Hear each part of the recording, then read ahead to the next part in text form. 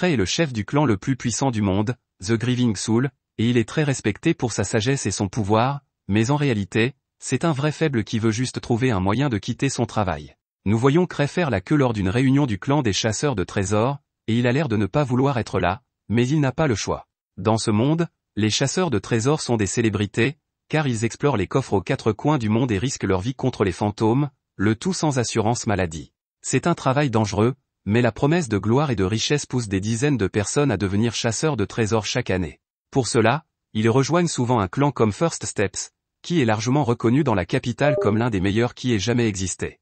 Il s'agit d'un ensemble de groupes qui s'entraident, et s'il y a tant de gens à rejoindre, c'est parce que, à moins de s'appeler Jean Wu, il y a une limite à ce que l'on peut faire en tant que chasseur solitaire. Cray essayait d'en finir sans trop attirer l'attention sur lui, mais la fille derrière lui se met à parler et lui demande s'il est ici pour rejoindre un groupe. Cray tente de l'ignorer jusqu'à ce qu'elle s'en aille, mais avant qu'il ne s'en rende compte, elle s'est déjà avancée devant lui et se présente. Elle s'appelle Ruda et est une chasseuse de niveau 3. Elle tend donc la main à Cray, mais celui-ci refuse de la lui serrer, bien qu'il lui donne son nom. Ruda est déçue que Cray ne lui ait pas serré la main, mais elle s'en remet et commence à parler d'elle. Jusqu'à présent, elle chassait en solitaire, mais elle est tombée sur un coffre-fort appelé le repère du loup blanc, et comme elle ne pouvait pas s'en occuper seule, elle a voulu rejoindre un groupe. C'est alors que l'homme devant eux se retourne et dit à Ruda qu'elle ne devrait pas essayer de s'attaquer à des coffres aussi dangereux que le repère du loup blanc alors qu'elle n'est encore qu'au niveau 3. Il sourit et la traite d'amatrice inexpérimentée car, même si elle est de niveau 3, elle est encore une débutante comparée aux autres chasseurs professionnels. La dispute s'envenime, Ruda se met en colère et Cray regrette de ne pas être resté à la maison pour ne pas être mêlé à cette histoire. Ruda sort ses couteaux et s'apprête à attaquer l'homme, mais avant qu'elle ne fasse quoi que ce soit, un garde s'approche et rappelle à Ruda que nous ne sommes pas dans les rues de Londres et que si elle continue, elle sera exclue de la réunion du clan. Elle se rend compte qu'elle a perdu son sang-froid pendant un moment, alors elle range ses couteaux et s'excuse pour son emportement, pendant que Cray essaie de faire comme s'il n'était pas là. Un peu plus tard, Cray arrive à la réunion du clan, et Ruda est toujours avec lui parce qu'il est la seule personne qu'elle connaisse ici. Elle est stupéfaite de voir tous les puissants chasseurs présents et se sent un peu dépassée, car elle n'a jamais mis les pieds dans un tel endroit. Elle demande à Cray s'il est déjà venu, et il lui répond que c'est la 5e fois qu'il vient ici. Ruda pense qu'il doit être nul en tant que chasseur s'il doit revenir à chaque fois à la réunion de recrutement. Chez les chasseurs, le talent est primordial, et même une personne quelconque peut se faire un nom et grimper les échelons. Ruda remarque un groupe en tenue flashy de l'autre côté de la salle et interroge Cray à ce sujet. Il l'informe que le groupe s'appelle Arc Brave et que, de tous les groupes qui recrutent aujourd'hui, c'est indéniablement le plus fort. En tant que groupe, ils ont réussi une fois à terminer un coffre de niveau 7 avec seulement 6 membres, ce qui fait qu'ils sont très respectés.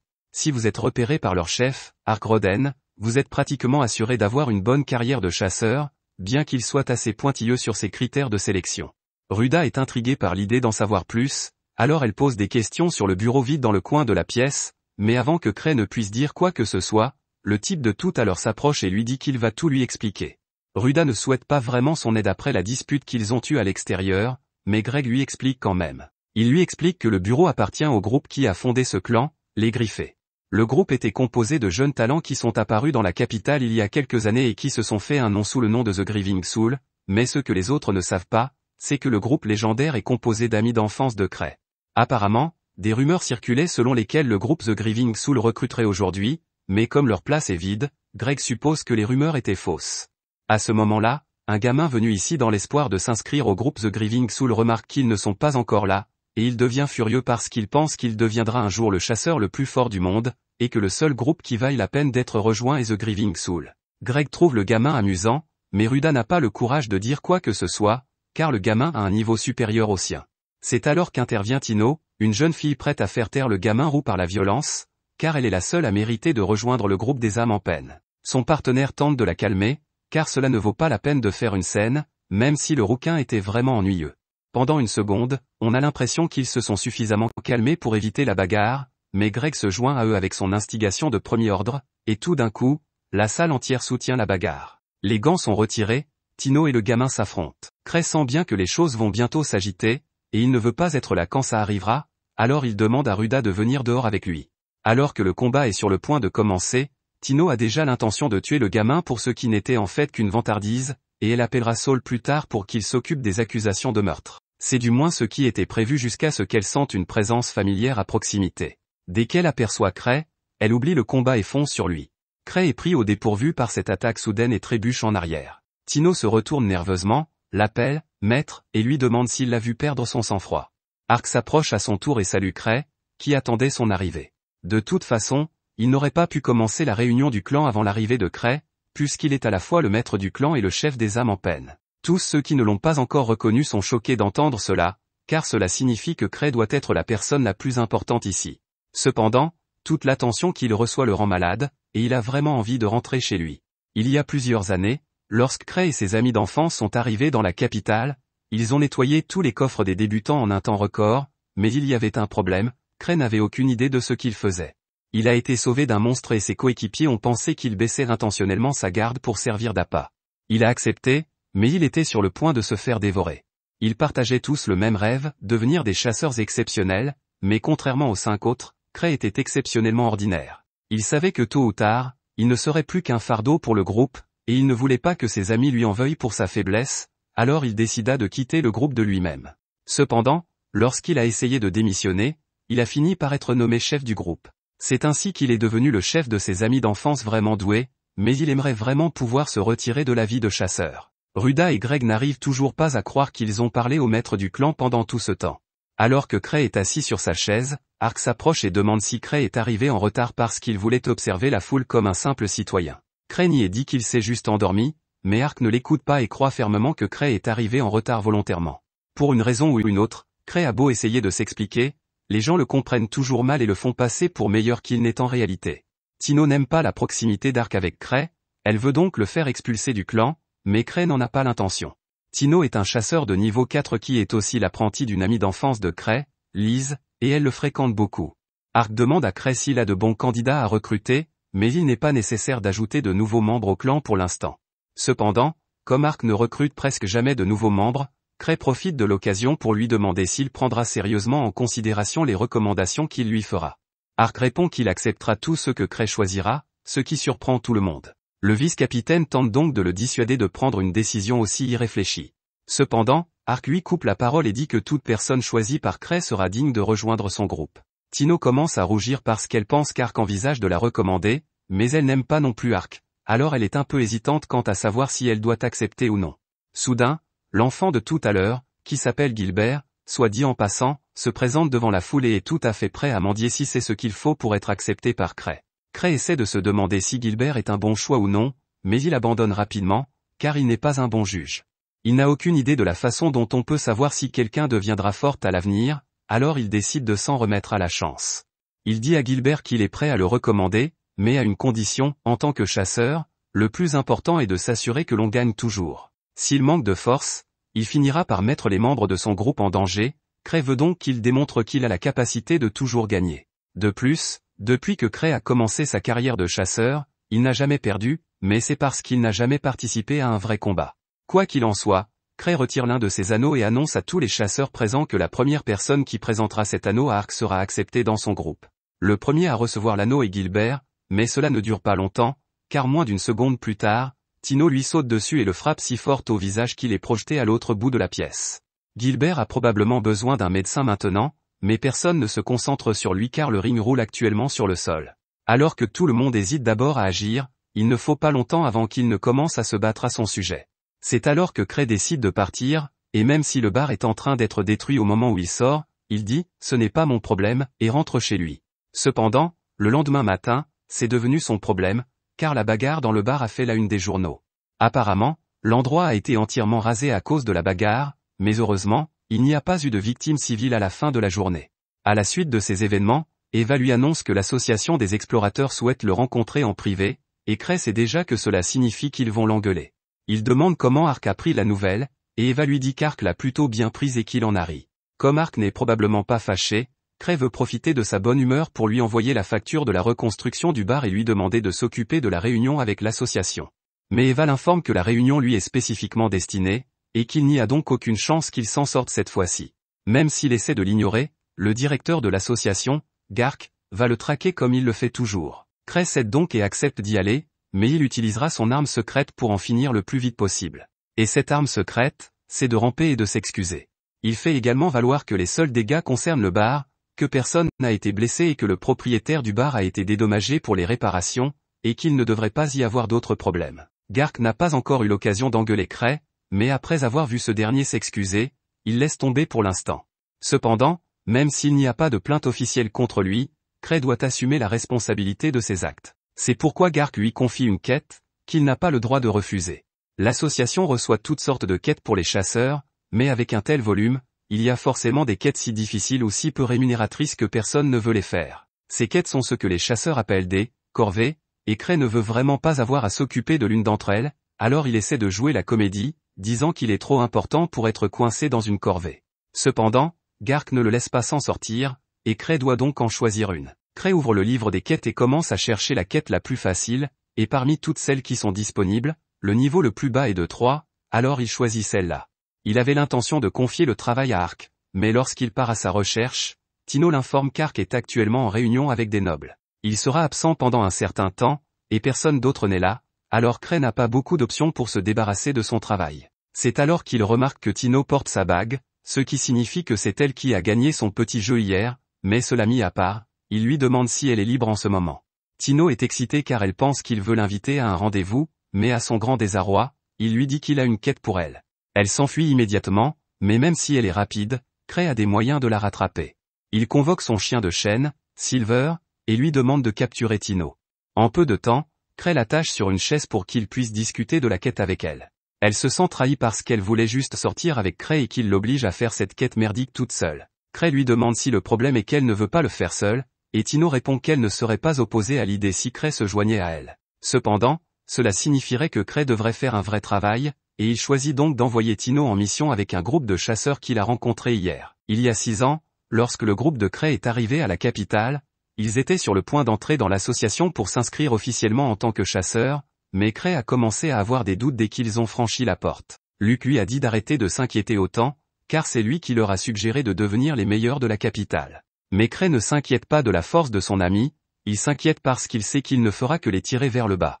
Luke lui dit d'arrêter de dire des bêtises et prend sur lui d'ouvrir les portes de l'association et de déclarer qu'il est le plus fort épéiste du monde, suivi par Liz qui déclare qu'elle est la plus forte voleuse du monde. Après une telle entrée en matière, il n'y a pas de retour en arrière possible, et Cray se rend à la réception pour inscrire son groupe.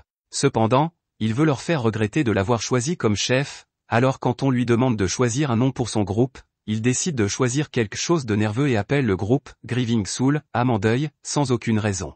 Les autres membres du groupe trouvent ce nom trop sombre, mais lorsque Cray tente d'utiliser son mauvais sens de l'appellation comme excuse pour ne plus être le chef, ils changent tous d'avis et disent qu'ils adorent ce nom.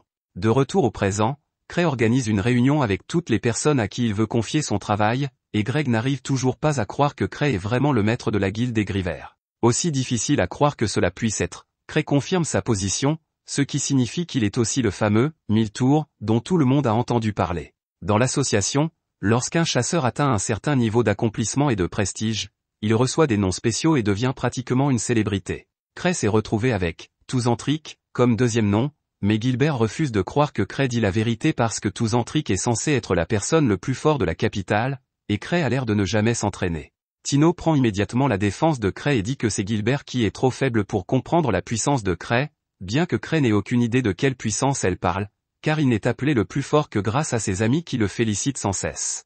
Cray demande alors à Gilbert et aux autres s'ils veulent accepter le poste, mais Gilbert refuse d'accepter une demande de Cray parce qu'il ne croit toujours pas que Cray est le plus fort de la ville. Greg essaie d'empêcher Gilbert de parler, car qui sait ce qui pourrait arriver si la personne la plus forte de la capitale se mettait en colère, mais Gilbert s'en moque et enfonce ses doigts dans le nez de Greg. Comme Gilbert semble ne pas vouloir participer, Cray renonce à le convaincre et passe à Greg. Greg accepte volontiers la demande de Cray, et il ne reste plus que Ruda.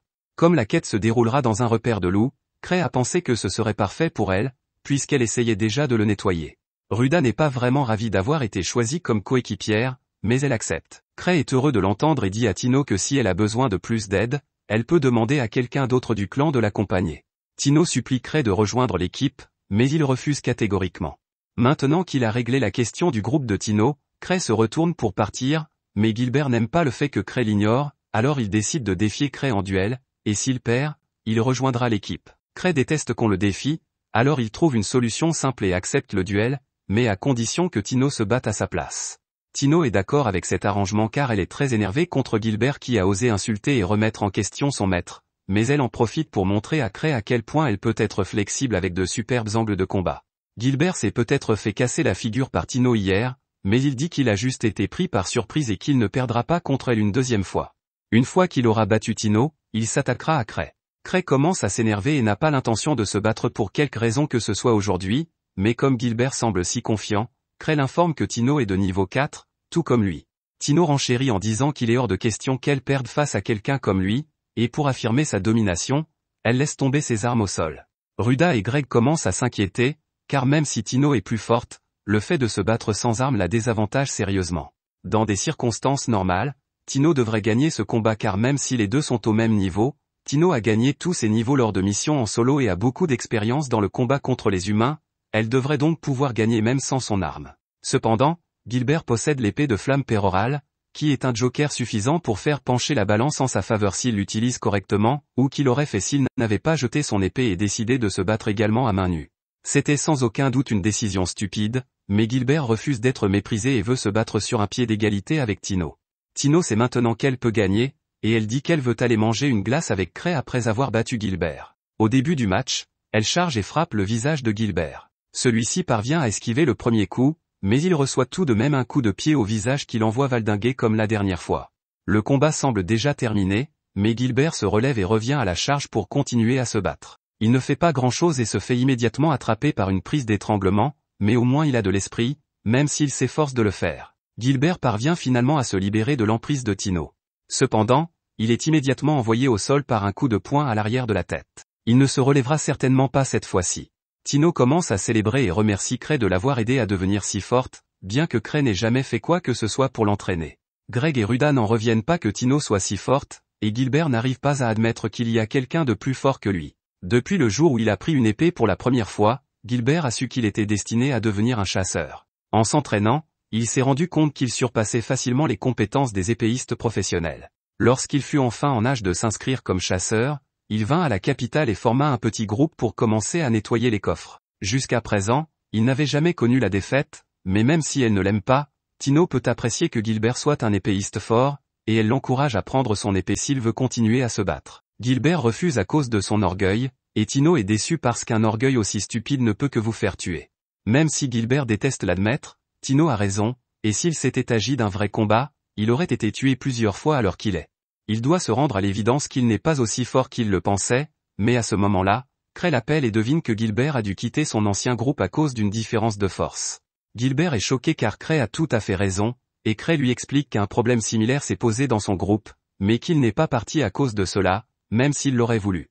Gilbert comprend alors que Cray surpasse tous ses coéquipiers et que Grieving Soul est le groupe le plus fort de la capitale, ce qui lui donne une toute nouvelle perspective sur ce que signifie être le plus fort. Cray remarque alors l'épée de Gilbert et lui donne un léger coup pour voir ce qu'elle peut faire. Des flammes commencent à en sortir à l'ordre de Cray, et Gilbert est stupéfait car depuis qu'il possède l'épée, il n'a jamais réussi à attirer des flammes aussi grandes que celles de Cray, et encore moins à les contrôler à ce point, et Cray n'a même pas eu besoin de saisir l'épée par la poignée pour le faire. Dans ce monde, la matière mana est une substance grossière et, bien qu'elle soit omniprésente, elle n'est pas visible à l'œil nu.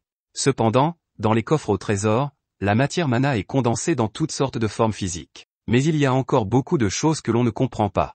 L'antre du loup blanc est l'une de ces chambres fortes, et on dit que des fantômes de loup trempés dans le sang s'y développent. Cray est donc content d'avoir envoyé les autres et de ne pas avoir eu à y descendre lui-même. Eva lui demande s'il est sûr que c'était une bonne idée d'envoyer des chasseurs inexpérimentés dans l'antre du loup, mais il pense que ça devrait aller puisque l'antre n'est que de niveau 3 et qu'ils sont tous les 4 assez compétents. Il tient également à remercier Eva pour les informations qu'elle lui a données sur Gilbert, car c'était vraiment drôle de voir sa réaction lorsque Cray a deviné au hasard tout un tas de choses sur son passé. Elle est ravie d'avoir pu lui rendre service, mais elle a aussi entendu parler de la façon dont Cray a utilisé les reliques de Gilbert sans effort, et elle veut savoir comment il s'y est pris. Cray explique que la relique était simple et qu'il pouvait la contrôler immédiatement. Même Gilbert, aussi inexpérimenté qu'il soit, a pu l'utiliser sans trop d'entraînement, alors Cray ne pense pas que ce qu'il a fait soit si impressionnant. Pourtant, il n'y a rien que Cray aime plus que de collectionner des reliques, alors il envisage sérieusement de demander à Gilbert de lui vendre l'épée. Mais Eva met immédiatement un terme à cette idée, car Cray consacre une grande partie de son budget à la collection de reliques. Sa collection étant déjà très importante, elle ne comprend pas pourquoi il en voudrait une autre. Cray lui explique que chaque relique est unique, et que même s'il possède plus de 20 anneaux, il peut toujours en acheter d'autres. Eva se rend compte qu'elle n'arrive pas à le convaincre, mais même s'il a des revenus considérables, elle ne peut pas le laisser tout dépenser pour des reliques. Tous les bénéfices de l'association The Grieving Soul sont répartis équitablement entre les membres, quelles que soient les contributions, de sorte que, même si Cray ne fait presque rien, il reçoit un gros chèque à la fin du mois. Cray ne veut pas abandonner sa collection de reliques, alors quand il remarque qu'une de ses reliques a besoin d'être rechargée, il s'en sert comme excuse pour quitter la conversation. Il va voir un membre de l'association et lui demande de l'aider à recharger sa relique avec de la magie, et ils sont heureux de l'aider puisque Cray fait toujours beaucoup pour eux. Pendant que la relique de Cray est rechargée, l'homme parle à Cray d'un fantôme voyou qui est apparu sur la route du Nord et qui a détruit une caravane. 3 chasseurs de niveau 3 gardaient la caravane, le fantôme doit donc être puissant, et les chevaliers de 3e ordre recrutent actuellement un groupe d'extermination. Le rapport indique que le fantôme était un loup, et l'endroit n'est pas loin de l'antre du loup blanc, il doit donc venir de là. Il y a probablement eu une reproduction massive de loups, ce qui signifie que le repère grouille d'ennemis à l'heure où nous parlons, et que quiconque a la malchance de s'y trouver va passer un sale quart d'heure. Cray tente de dissiper ses inquiétudes et se dit que le groupe de Tino n'a probablement rien à craindre, mais les gens avec qui il est assis commencent à parler du fait que les monstres de l'antre du loup blanc se sont considérablement renforcés ces derniers temps, si bien que l'association a envisagé d'élever le niveau de menace. En fait, le groupe d'un lancier de niveau 5 a fini par disparaître dans ce caveau, si bien qu'il est impossible que quelqu'un de moins de niveau 5 puisse s'en occuper.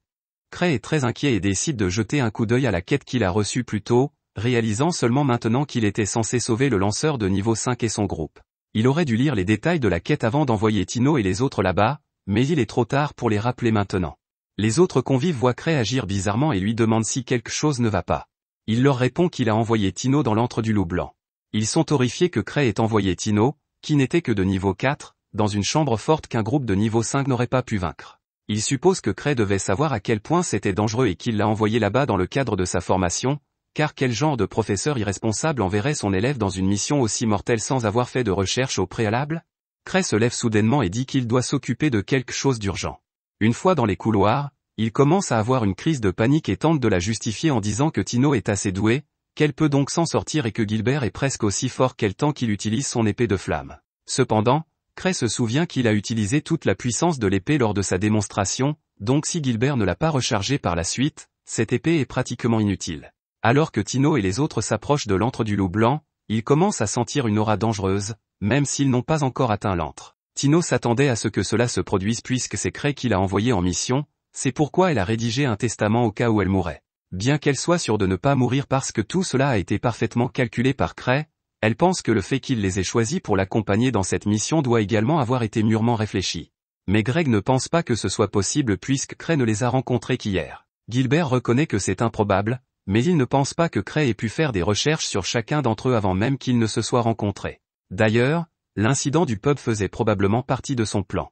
Ainsi, bien que cette mission soit bien au-dessus de leur niveau, Tino est sûr que Cray ne les enverrait pas au hasard dans une mission à laquelle ils n'ont aucune chance de survivre. Malheureusement, c'est exactement ce que Cray a fait, et il en est tout retourné. Il décide d'aller les sauver lui-même. Il se rend dans sa chambre cachée et commence à prendre toutes les reliques qu'il peut transporter. Eva l'aperçoit alors qu'il s'en va, et elle pense elle aussi que Cray a intentionnellement envoyé Tino dans cette dangereuse mission, juste pour la mettre à l'épreuve. Et même s'il a manifestement tout prévu pour qu'elle ne risque pas de mourir, il doit tout de même être un peu inquiet, et il va donc prendre de leurs nouvelles. Elle remarque même que Cray porte la relique de bave de Citri, dont la possession est techniquement contraire à la loi impériale, mais il ne sait pas ce qu'il attend, alors il veut être prêt. Il se rend sur le balcon et s'équipe d'une relique de combinaison ailée afin de pouvoir se rendre au repère des loups blancs le plus rapidement possible. En partant, Eva espère qu'il reviendra à bon port, car la dernière personne à avoir utilisé cette combinaison ailée est morte après avoir percuté un mur la tête la première. Après une longue et difficile bataille, Tino et les autres ont finalement réussi à vaincre le loup, et Greg est soulagé qu'ils aient réussi à l'abattre, mais Tino n'est pas satisfait de la façon dont l'équipe s'est comportée dans cette bataille. Il n'y avait qu'un seul loup, ils avaient donc l'avantage du nombre, mais ils ont quand même eu beaucoup de mal à l'abattre. À ce propos, Greg demande à Gilbert pourquoi il n'a pas utilisé son épée de feu, ce qui aurait rendu le combat beaucoup plus facile. C'est alors que Gilbert leur explique que son épée est en fait à court de mana, ce qui est étrange, car il aurait juré l'avoir chargée il y a quelques jours. Il se rend compte que la cascade de Kraï a dû décharger la relique et qu'il ne peut plus la recharger ici, ce n'est plus qu'une épée normale. Ruda pense qu'il vaudrait mieux faire demi-tour, car cette mission est déjà bien plus dangereuse que ce qu'on leur avait annoncé. En fait, dans ces circonstances, Greg est presque sûr que les personnes qu'ils sont censés sauver seraient déjà mortes, et qu'il ne servirait à rien de continuer. Cependant, Tino prend la parole et dit à tout le monde qu'ils vont s'en tenir au plan, quoi qu'il arrive. Greg tente de faire valoir que leur survie est plus importante qu'une mission de récupération de cadavres, mais Tino le corrige car elle sait pertinemment qu'il ne s'agit pas d'une mission de récupération de cadavres. Elle est sûre que les cibles du sauvetage sont encore en vie dans la chambre forte parce que c'est Cray qui l'a envoyé sur cette mission, et il ne se trompe jamais. En fait, l'épuisement du mana de l'épée de Gilbert a dû être fait intentionnellement, car il ne veut pas qu'il se repose trop sur les reliques. Les autres sont convaincus et décident de suivre son exemple et de poursuivre la mission. Mais une fois arrivés à la tanière des loups, ils découvrent que tous les loups sont équipés d'armure et d'armes, et qu'il sera difficile de vaincre un grand nombre d'entre eux. Gilbert se porte volontaire pour sortir en premier et essayer d'éliminer quelques loups, mais Tino le traite d'idiot parce qu'il se ferait tirer dessus avant même de s'approcher suffisamment. Elle est la chef de l'équipe et, à ce titre, elle doit s'assurer que tous les membres de l'équipe reviennent vivants. Comme Ruda et elle sont agiles, elle dit qu'elles vont courir et attirer les tirs des loups, après quoi Greg et Gilbert attaqueront par derrière. Les armes à distance ne devraient pas être une grande menace une fois qu'ils seront proches d'eux, mais même si les choses deviennent incontrôlables, elle refuse de sacrifier qui que ce soit.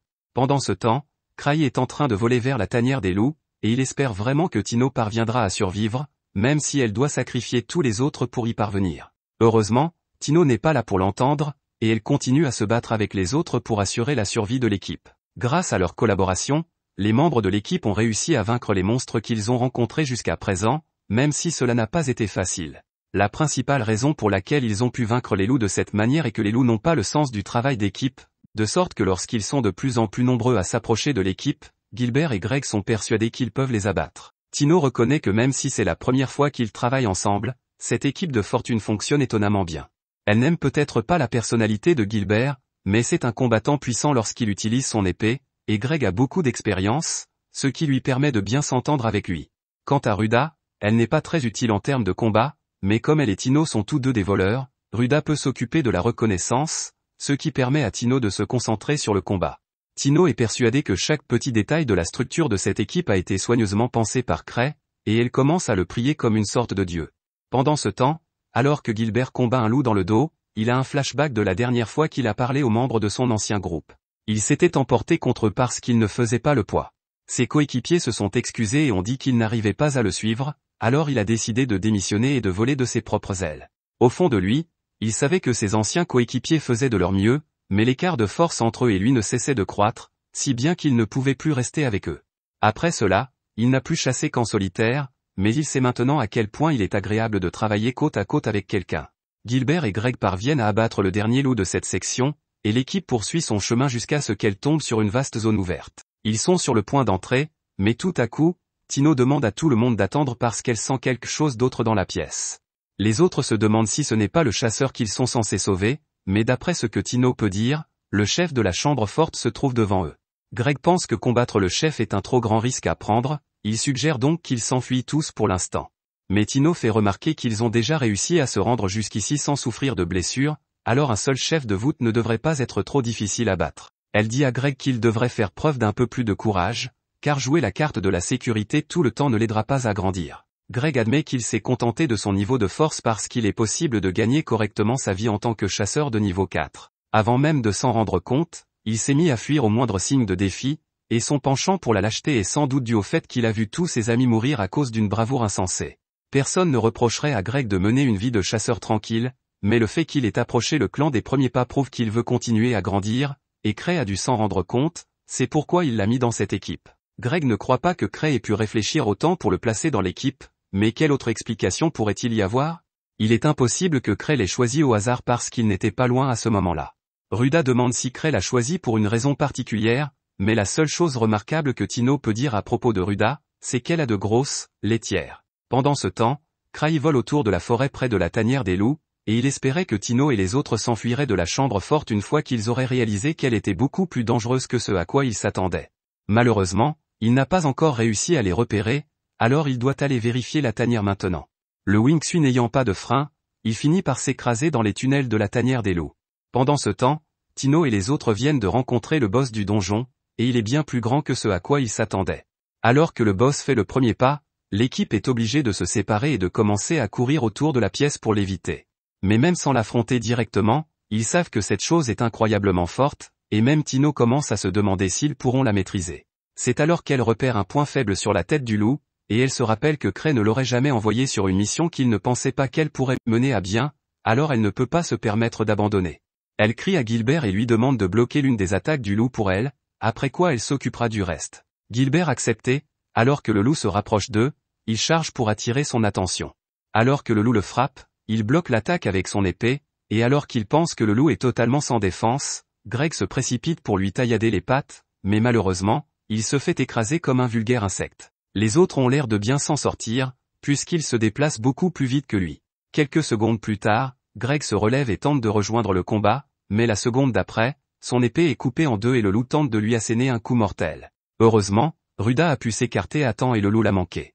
Maintenant que la hache du loup est plantée dans le sol, Tino court dessus pour s'approcher de sa tête. Le loup tente de l'arrêter en lui griffant la jambe, mais Tino résiste à la douleur et poignarde le loup en plein dans la nuque. Le monstre loup est enfin vaincu, et lorsque Tino retombe sur le sol, Ruda va la voir, car elle a été gravement blessée. Tino dit qu'elle va s'en sortir car elle a une potion de guérison sur elle, ce qui lui permet de se remettre en grande partie de sa blessure. Pendant ce temps, Greg est un peu contrarié par le fait que son épée ait été brisée, mais il est toujours en vie, ce qui n'est pas si mal. Maintenant qu'ils ont réussi à vaincre le boss du coffre, le groupe pense qu'il ne leur reste plus qu'à retrouver les chasseurs disparus et à retourner en ville, alors Tino donne son épée à Greg pour qu'il s'en serve en attendant. Mais tout à coup, une flèche géante est tirée directement sur la poitrine de Tino, et bien qu'elle ait réussi à l'esquiver, le combat contre le boss n'est pas terminé, car 4 autres boss entrent en scène avec de nouveaux chargements. Il a fallu beaucoup d'efforts pour vaincre l'un d'entre eux, si bien que Tino n'est pas sûr de ce qu'il faut faire contre les 4 autres, et elle suggère qu'ils courent tous dans cette grotte étroite pour se séparer des loups. C'était un plan solide, mais les loups l'ont compris aussi, et l'un d'entre eux saute devant la grotte et en bloque complètement l'entrée. Greg et Gilbert se regardent et prennent la décision difficile de rester en arrière et de distraire les loups pendant que Ruda et Tino s'échappent. Les deux sont les plus rapides de l'équipe, ils ont donc les meilleures chances de survie dans une telle situation, et les gars leur feront gagner du temps. Tino ne sait toujours pas quoi faire et se demande ce que ferait Cray dans une telle situation. Soudain, elle se souvient de la bague qu'il lui a offerte, ce qui lui donne une idée. Elle annonce aux autres que personne ne se sacrifiera aujourd'hui et qu'elle chargera au premier loup. À ce moment-là, elle veut que tout le monde la soutienne. Greg et Gilbert prennent l'initiative et attirent l'attention du loup pendant que Ruda lui lance des kunai dans l'œil. Alors qu'il est temporairement aveuglé, Tino active la relique de l'anneau de tir, ce qui lui permet de tirer un rayon laser directement dans l'œil du loup, le rendant aveugle en un instant. C'est l'occasion rêvée d'attaquer, et Gilbert se précipite pour porter le coup de grâce. Cependant, même si le loup ne pouvait pas voir, il était capable de le sentir venir, et il a projeté Gilbert contre un mur. Tino vient le voir et Gilbert s'excuse de s'être blessé si gravement. Mais Tino lui dit qu'il n'a rien fait de mal, car c'est l'échec de son plan qui a conduit à cela. Ils n'ont plus d'idée à ce stade, et il semble qu'ils vont vraiment trouver leur fin dans ce caveau. Cependant, juste avant que le loup n'attaque, il est projeté contre le mur avec une force incroyable. Cray a atterri au bon endroit, mais il est tellement troublé par ce qui se passe qu'il ne remarque pas que l'un des loups s'en prend à lui.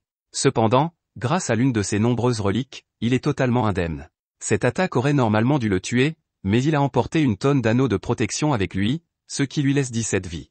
Il pointe ensuite le loup du doigt et active tous ses anneaux de tir à pleine puissance, envoyant une puissante explosion sur le loup, qui est projeté au loin. Tout le monde est impressionné par la puissance de Cray, mais il n'avait même pas l'intention d'attaquer, il a juste paniqué en voyant le loup et a agi par instinct.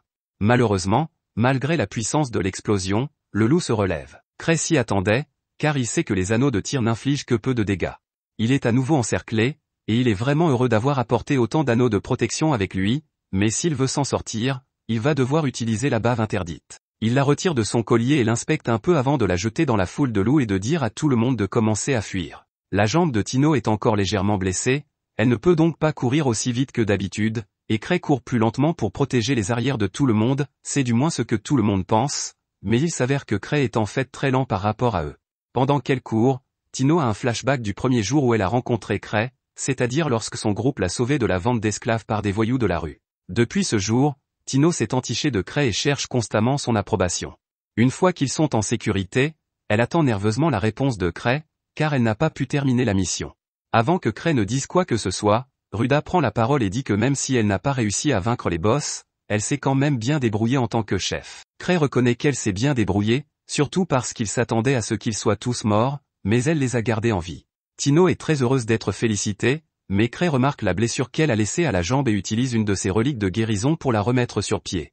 Greg demande à Cray s'il va vaincre les boss, mais il répond que ce n'est pas la meilleure option compte tenu des circonstances, et il leur dit de le suivre. À présent, Cray ne se soucie plus de la mission de sauvetage et veut juste partir, mais il n'a aucune idée de l'endroit où se trouve la sortie, alors il ne fait que mener le groupe en rond. Tino et Ruda sont tous deux des voleurs, et il aimerait bien qu'il fasse un peu de reconnaissance, mais ils sont persuadés que Cray sait où il va, même s'il ne le sait pas. À ce moment-là, Gilbert prend la parole et, après tout ce qu'il a appris, il est certain que le grand Cray doit savoir ce qu'il fait, mais il a l'impression qu'ils errent sans but. Il demande si Cray les emmène vers la sortie, mais avant que Cray ne puisse répondre, Tino prend la parole et lui dit que ce chemin ne mène pas à la sortie. Elle a une idée approximative de la disposition du repère depuis qu'elle a vu une carte, elle sait donc qu'il se dirige dans la direction opposée à la sortie, et Cray doit avoir ses raisons pour cela. Ruda lui fait aussi totalement confiance, mais elle aimerait que Cray leur dise au moins où ils vont, mais il reste silencieux. Ils finissent par arriver à un embranchement, et Cray décide au hasard du chemin à prendre, mais au moment où ils se retournent, tout le monde est sous le choc, car Cray vient de les conduire aux chasseurs blessés qu'ils ont été envoyés secourir. Bien sûr, Cray n'a toujours aucune idée de ce qu'il fait, mais comme tout le monde semble se diriger vers l'autre chemin, il les suit. Lorsqu'il les voit s'occuper des chasseurs blessés, il s'étonne que Tino les ait remarqués, car il ne l'aurait certainement pas fait. Le chef du groupe de blessés s'appelle Dave, et il remercie Tino de les avoir secourus. Tino lui répond que c'est Cray qu'il devrait remercier, car il n'aurait jamais pu arriver jusqu'ici sans lui. Cray essaie de leur dire qu'il n'a fait que deviner la direction à prendre et qu'il ne mérite donc pas d'être félicité, mais aucun d'entre eux ne le croit une seconde et pense qu'il est simplement modeste. Ruda a donné aux chasseurs blessés quelques potions pour les aider à récupérer, mais ils perdent encore beaucoup d'énergie car ils n'ont pas mangé depuis longtemps. C'est alors que Cray trouve la solution idéale, car il a emporté avec lui un sac magique. Il a une quantité quasi infinie de chocolat à l'intérieur, mais la seule chose que le sac peut stocker est du chocolat, donc il est plutôt inutile en dehors de ce scénario. Greg dit à Dave qu'il est content qu'il aille bien, car lorsqu'il a appris qu'un groupe de niveau 5 avait disparu dans ce donjon, il a eu peur qu'il leur soit arrivé quelque chose de terrible. Dave lui répond qu'ils ont survécu de justesse, ce que Gilbert a du mal à croire car, même si ces loups étaient forts, il est impossible qu'un groupe de niveau 5 ait été submergé par des monstres de ce niveau. Cependant, Dave ne parlait pas des loups, mais plutôt d'un petit fantôme couvert d'ossements qui, à lui seul, a mis à mal leur groupe. Quelle que soit cette chose, c'est l'incarnation même de la rancune. Il a le contrôle total de la chambre forte, et c'est donc probablement la malédiction de la lune d'argent qu'il habite. Il représente la rancune et le ressentiment de tous les monstres qui ont été tués, et grâce au coffre, il a gagné en puissance jusqu'à devenir un monstre absolu. Dave et le reste du groupe sont considérés comme les meilleurs en termes de force, et pourtant chacun d'entre eux était complètement impuissant face à cette bête. À tel point que Dave qualifie ce monstre de rival de Tuzanswar, le membre de The Grieving Soul.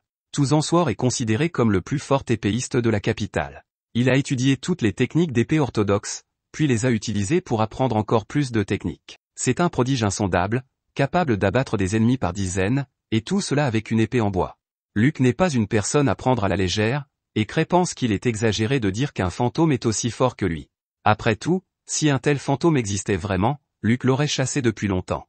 Mais étant donné que le fantôme a complètement décimé un groupe de niveau 5, Cray ne pense pas que Tino et leur groupe seront en mesure de gagner contre lui, alors Cray regrette de ne pas avoir confié ce travail à Ark, pour ne pas avoir à s'en occuper. Dave poursuit en disant que le monstre jouait avec leur vie et qu'il ne les a pas tués immédiatement la dernière fois qu'ils se sont battus, mais que s'il le rencontre à nouveau, il les achèvera sans aucun doute. Ruda se tourne vers Cray et lui demande ce qu'il doit faire, mais Cray panique intérieurement parce qu'il n'était pas préparé mentalement à faire face à cette situation. Il regarde dans le vide pendant un moment avant de trouver une idée et de dire à Ruda qu'ils doivent donner la priorité à la sécurité des blessés, et qu'ils doivent donc s'échapper de la chambre forte avant toute autre chose. De plus, comme c'était à l'origine la mission de Tino, il lui dit que c'est elle qui est responsable à partir de maintenant. Tino pense qu'elle ne mérite pas le rôle de chef quand quelqu'un d'aussi grand que Cray est là, mais Cray insiste pour qu'elle prenne la tête parce qu'il ne veut pas le faire. Tino finit par accepter d'être à nouveau le chef, et elle est d'accord avec ce que Cray a dit à propos de l'évasion de la chambre forte, donc elle va mener tout le monde vers la sortie.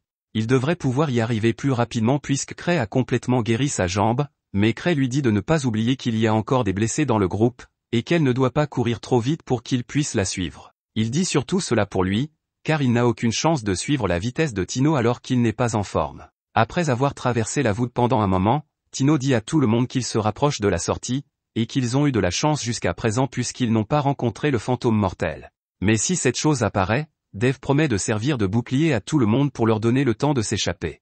Tino lui assure que ce ne sera pas nécessaire car tant que Cray est avec eux, elle est sûre que tout le monde s'en sortira vivant.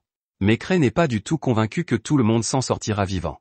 En fait, il envisage sérieusement d'attraper Tino et d'abandonner les autres si le monstre apparaît, mais pour l'instant, il décide de rester optimiste. Il lui reste 5 anneaux de sécurité, ce qui lui permettra au moins de survivre un peu s'il doit vraiment se battre, mais il n'a pas d'autres reliques utiles sur lui. Les anneaux de tir ne fonctionnent pas, et il a laissé tomber la seule relique d'épée qu'il avait en volant jusqu'ici, alors il est difficile d'être optimiste. À ce moment-là, tout le monde sent que quelque chose s'approche d'eux, alors ils se mettent tous en position de combat, et Cray se place devant Tino pour la protéger. Il n'a pas de relique d'attaque sur lui, mais il est prêt à utiliser son corps comme un missile humain avec la combinaison et s'il le faut. L'aura de la grotte change lorsque le fantôme commence à s'approcher d'eux.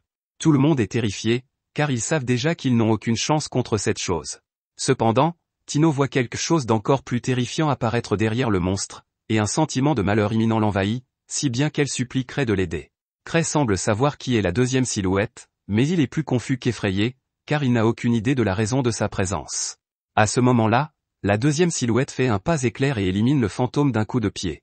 Après cette démonstration de force, il ne fait aucun doute pour Cray qu'il s'agit de Liz. Elle s'approche alors de Cray et, pour s'en assurer, lui demande si c'est bien qu'elle ait donné un coup de pied dans le mur parce qu'elle ne sait pas vraiment ce qui se passe ici. Cray lui répond qu'elle n'a pas à s'inquiéter et elle est heureuse de l'entendre. Puisqu'elle est enfin parvenue à Cray, elle lui dit qu'elle a trouvé une de ses reliques d'épée sur le sol alors qu'elle était en chemin. Ruda et Gilbert comprennent immédiatement qui est Liz, mais Dave n'a jamais entendu parler d'elle, ce qui met Liz en colère car elle ne peut pas croire qu'il y a des chasseurs qui ne connaissent pas les âmes en peine. Elle avait déjà passé une mauvaise journée avant d'arriver ici parce qu'elle avait couru jusqu'à la maison juste pour voir Cray, mais on lui a dit que Cray était allé dans cette chambre forte. Au début, elle pensait que Cray s'inquiétait trop parce qu'elle était sûre que Tino aurait pu s'occuper de la mission tout seul, alors imaginez sa déception en découvrant que Tino est incapable de s'occuper d'un coffre-fort aussi mineur tout seul. Gilbert essaie de défendre Tino et d'expliquer qu'elle n'a rien fait de mal, mais Liz ne veut rien entendre et lui donne un coup de pied dans le mur, et il est pratiquement au bord de la mort à cause de ce coup. Maintenant qu'il n'y a plus de distraction, elle se remet à crier sur Tino pour être un faible incompétent après tout l'entraînement qu'elle a subi. Tino commence à demander pardon, et Cray trouve cela difficile à regarder car Liz est très dure avec Tino. Pendant que Liz hurle sur Tino, le fantôme se remet du coup de pied qu'il a reçu, et Ruda et Greg versent des potions de soin sur Gilbert pour l'empêcher de mourir du coup de pied. Cray ne veut pas que Tino reçoive lui aussi un coup de pied, alors il essaie de calmer Liz et lui dit qu'elle ne devrait pas être en colère contre Tino. Il l'a envoyée ici pour sauver des chasseurs, et elle a accompli sa mission, il n'est donc pas juste de la traiter d'incompétente après tout ce qu'elle a fait. Dès qu'elle entend Cray dire cela, toute sa colère disparaît et elle demande à Cray si Tino a vraiment fait du bon travail. Cray lui assure que Tino l'a vraiment impressionné. Pendant qu'il parle de gens impressionnants, Cray félicite Liz d'avoir enfin appris à se retenir dans ses attaques. Liz est très heureuse d'être félicitée, même si elle ne voit toujours pas l'intérêt d'affaiblir certaines de ses attaques, mais comme Cray insiste constamment sur ce point, elle a appris à freiner ses coups. Cray est content qu'elle ait suivi son conseil, mais elle devra peut-être encore y travailler car Gilbert est dans un état critique à cause de son coup de semonce. Tino s'excuse encore une fois pour tous les problèmes qu'elle a causés, mais Liz n'est plus fâchée. Elle lui dit qu'elle a un bon talent, mais qu'elle devra travailler beaucoup plus dur pour compenser son manque de force. Le fantôme s'est regroupé avec l'un des chefs des loups et se prépare à attaquer à nouveau le groupe. Mais alors que tout le monde est effrayé, Liz est simplement agacée parce que le monstre a eu l'audace de sortir une mitrailleuse comme s'il allait faire quelque chose. Elle ramasse son masquet, alors que le loup commence à lui tirer dessus, elle reste plantée là parce que les balles se déplacent beaucoup trop lentement pour constituer une menace. Au moment où le pistolet n'a plus de munitions, Liz est toujours là, indemne, et non seulement elle a quelques balles dans la main, mais elle a même eu le temps de créer un motif avec le reste des balles qu'elle a attrapées. Elle avait déjà surmonté sa colère, mais après avoir appris que Tino avait perdu contre un monstre armé, elle est encore plus furieuse qu'elle ne l'était auparavant. Liz esquivait déjà les balles à l'âge de 10 ans, c'est donc une insulte à sa force qu'un monstre pointe une arme sur elle en pensant qu'elle fonctionnera. Elle allait montrer à quel point il est facile d'abattre un fantôme comme celui-ci, alors elle fait un saut périlleux arrière dans les airs, et en retombant, elle donne un coup de pied en plein dans le loup géant, le divisant en deux et le faisant exploser.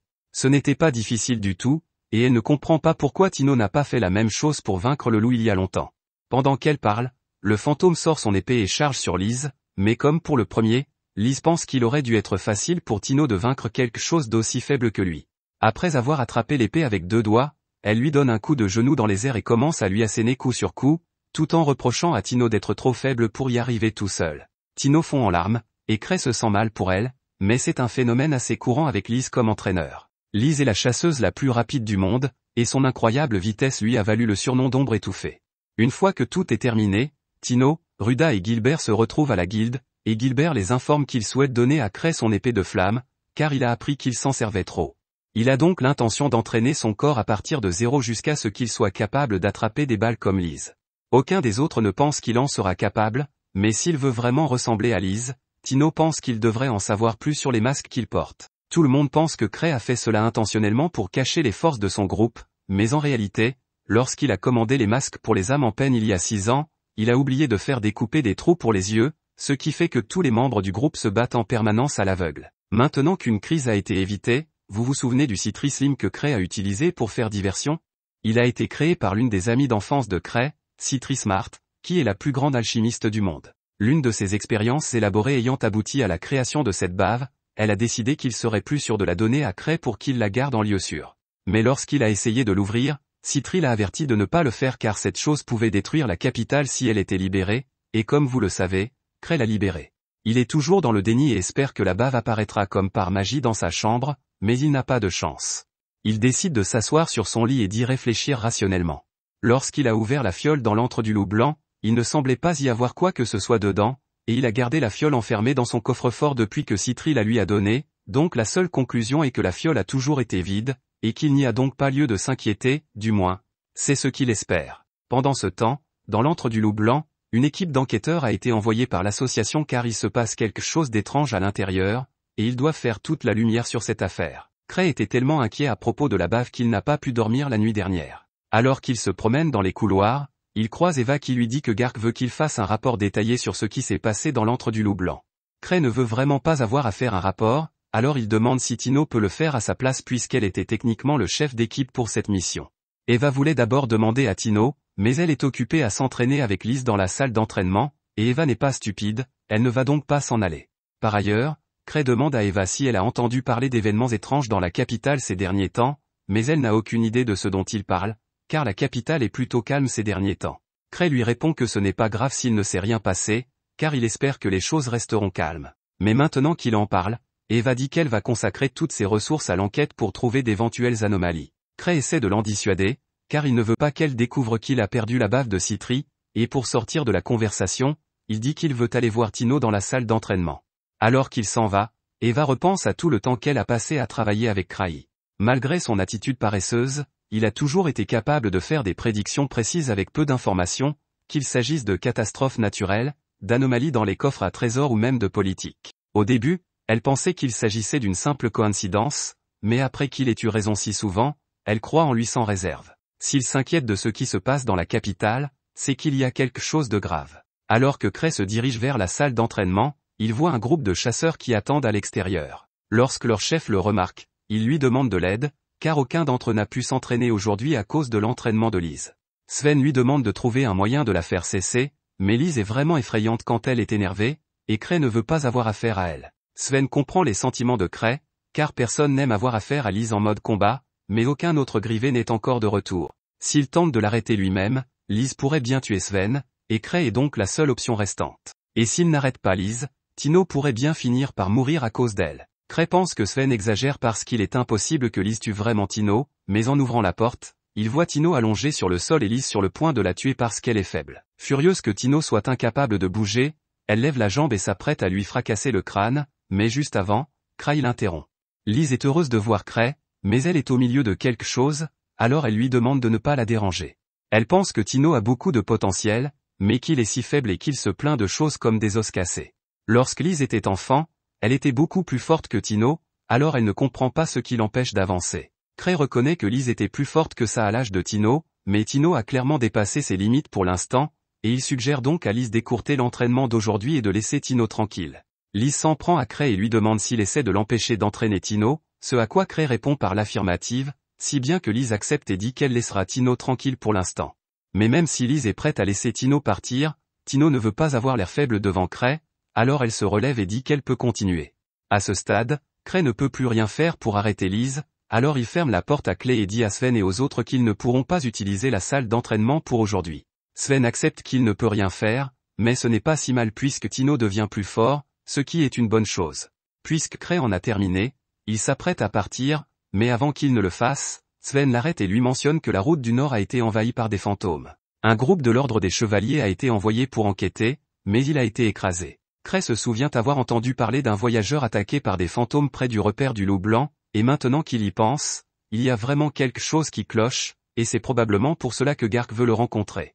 Mais il ne veut pas avoir à travailler, alors il aimerait qu'Ark soit là pour s'en occuper à sa place. Ark est intelligent, fort, et les gens lui font confiance en tant que chef et combattant, alors Cray est sûr qu'il sera capable de régler ce problème à son retour. Mais d'ici là, Cray a l'intention de gagner le plus de temps possible pour ne pas se voir confier l'affaire. Sven voit l'air calme de Cray et pense qu'il est déjà en train d'élaborer un plan pour résoudre le problème, mais en réalité, Cray prévoit juste d'envoyer Sven à Gark et espère que Gark lui confiera la mission à sa place. Cray suggère à Sven de se rendre au bureau de Gark et d'accepter une mission puisqu'il ne peut pas s'entraîner aujourd'hui, et il veut aussi que Sven dise à Gark que Cray est trop occupé pour participer à une réunion avec lui. Sur ce, il se lève et s'en va, mais Sven a du mal à comprendre ce que pense Cray. Son cadet ne voit pas ce qu'il y a de si spécial chez Cray parce que, pour lui, Cray ressemble à un chef qui s'assoit et laisse ses subordonnés faire tout le travail à sa place. Sven lui répond que Cray a toujours été comme ça, mais que ce qui est important, c'est qu'il travaille toujours dans l'ombre pour assurer le bon fonctionnement du clan. Il conseille aux juniors de ne pas sous-estimer Cray, car cet homme est un monstre quand il le faut. Dans le bureau de Gark, il vient de recevoir un rapport indiquant que les lignes de lait près de l'antre du loup blanc sont inchangées, mais cela ne répond pas à la question de savoir ce qui cause tous ces incidents. Il veut en parler à Cray, mais son assistant lui dit que Cray est apparemment trop occupé pour le rencontrer, alors Gark a l'intention de rendre une visite personnelle à Cray plus tard pour ne pas éviter le sujet. Il pense que Cray est au courant de l'incident, car il n'entre jamais volontairement dans les chambres fortes, mais a récemment déclaré qu'il s'y rendait pour vérifier la situation, ce qui signifie qu'il doit se passer quelque chose d'important. Cray ne sait rien de tout cela, mais il se passe vraiment quelque chose d'important dans la chambre forte. La tour Akashique y a mené des expériences, mais en raison des récents soupçons de l'association, elle craint que ses activités ne soient découvertes d'un jour à l'autre. L'appareil qu'ils ont créé exploite l'énorme quantité d'énergie qui circule dans les lignes de lait et la stocke ici, créant ainsi des modifications dans la chambre forte. Si la théorie du grand sorcier est correcte, cet appareil devrait permettre de créer des chambres fortes à volonté.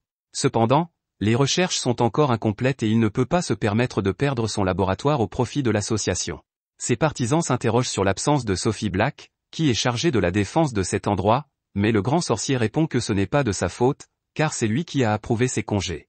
Cependant, il a déjà envoyé un message pour qu'elle revienne immédiatement, elle ne devrait donc pas tarder. Il est certain qu'à son arrivée, elle résoudra le problème de l'espionnage de l'association, mais en attendant, le grand sorcier dit qu'ils doivent tous rassembler autant d'informations que possible. Cray fait un cauchemar dans lequel il est question d'une terrible catastrophe causée par la bave de Citri. Lorsqu'il se réveille, il recommence à paniquer parce qu'il ne sait toujours pas à quel point cette bave est dangereuse. Sa panique a également réveillé Liz, et Cray ne comprend pas pourquoi elle est là. Mais elle se faufile tout le temps dans son lit, ce qui n'a rien d'anormal pour elle. Puisqu'ils sont tous les deux réveillés, Liz demande si Cray est occupé aujourd'hui parce qu'elle espérait qu'ils puissent sortir ensemble, mais Cray pensait que Liz avait prévu d'entraîner Tino aujourd'hui.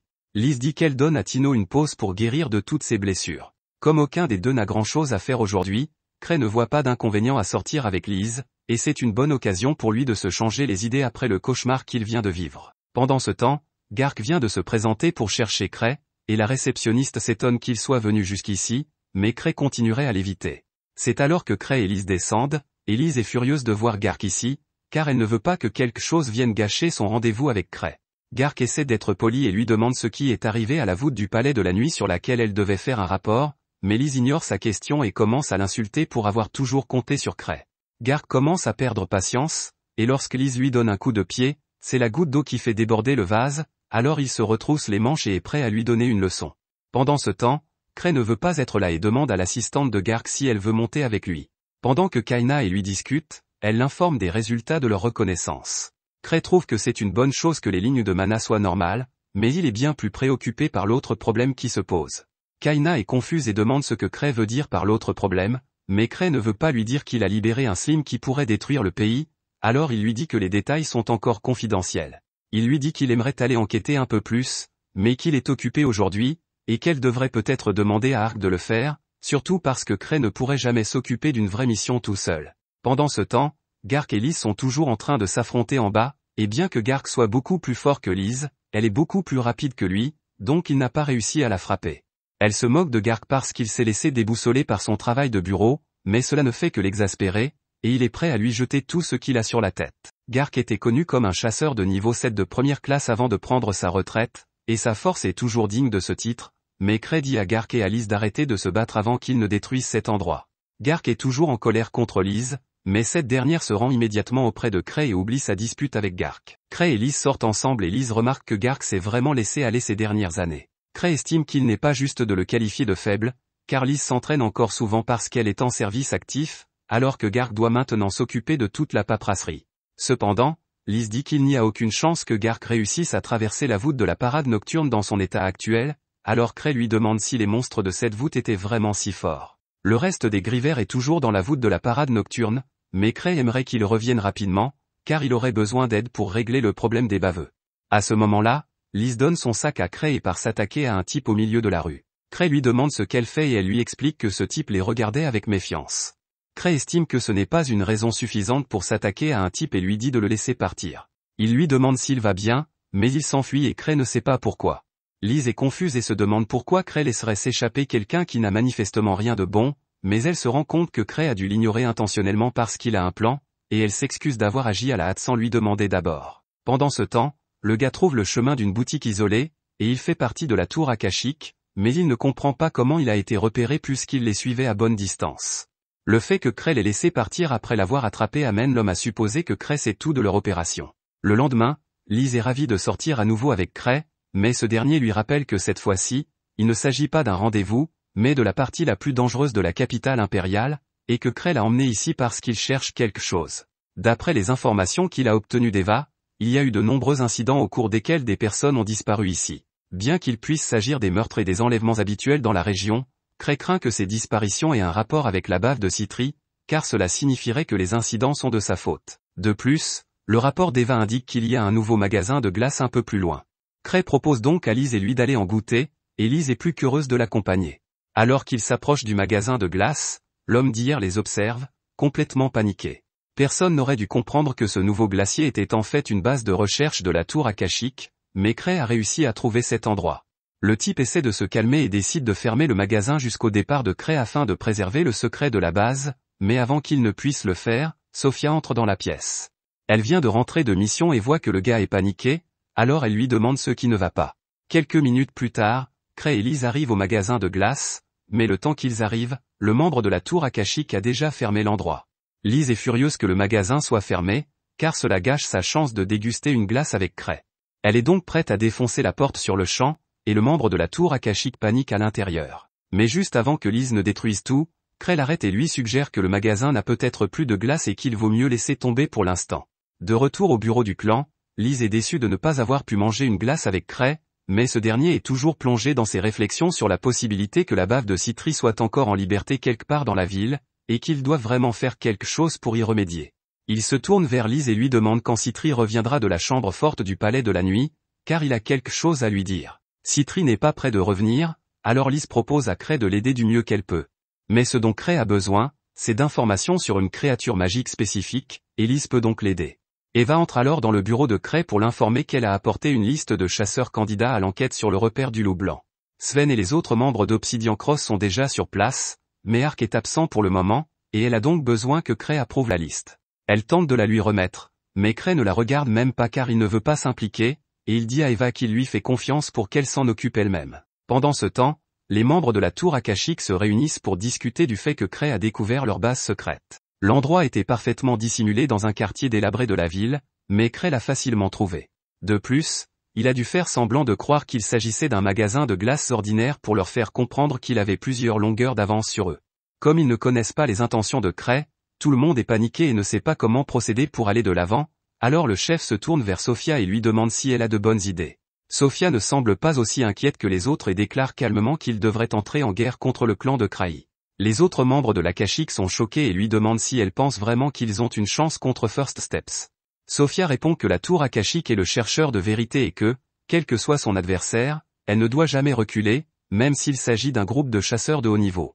C'est d'ailleurs l'occasion pour elle de tester sa nouvelle défense, et s'ils parviennent à anéantir entièrement le groupe de Cray, il n'y aura plus personne pour s'opposer à eux.